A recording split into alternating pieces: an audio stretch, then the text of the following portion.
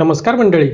अगं सासूबाई या झी मराठीवरील मालिकेतील आसावरी हे आईचे पात्र साकारणारी अभिनेत्री निवेदिता सराफ या नुकत्याच कोरोनातून बऱ्या होऊन अगं सासूबाई मालिकेच्या सेटवर परतल्या. या निमित्त BBC मराठी या न्यूज चॅनलने निवेदिता सराफ यांची मुलाखत घेतली.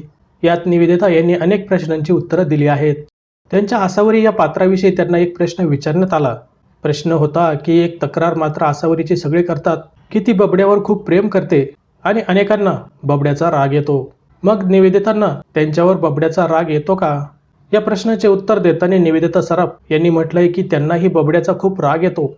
आसावरीची व्यक्तिरेखाही कधी कधी तिला पटत नाही, असा खुलासा या मुलाखतीत निवेदिता सराफ यांनी केलाय. निवेदिता सराफ म्हणाल्या की हो, निश्चितच खूपच येतो.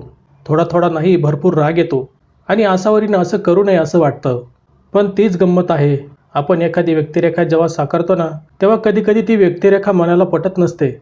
पण जे समोर लिहून आलेलं आहे ते स्वतःला पटवून देऊन मग प्रेक्षकांना पटवून द्यायचं असतं. हे कलाकार म्हणून एक खूप मोठं आव्हान असतं.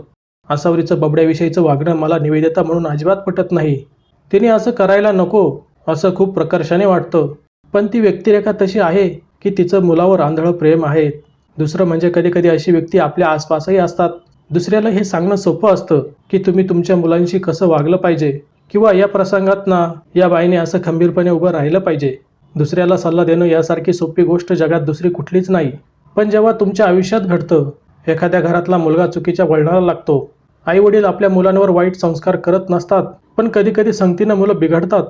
घरी मात्र ते आपली चांगलीच बाजू दाखवतात. प्रत्येक आई वडील सुरुवातीला डिनायलमध्येच असतात. माझा मुलगा नाही तसा असं त्यांना वाटतं. आसावरीचा डिनायल हा तिच्या व्यक्तिरेखेचा मोठा भाग आहे.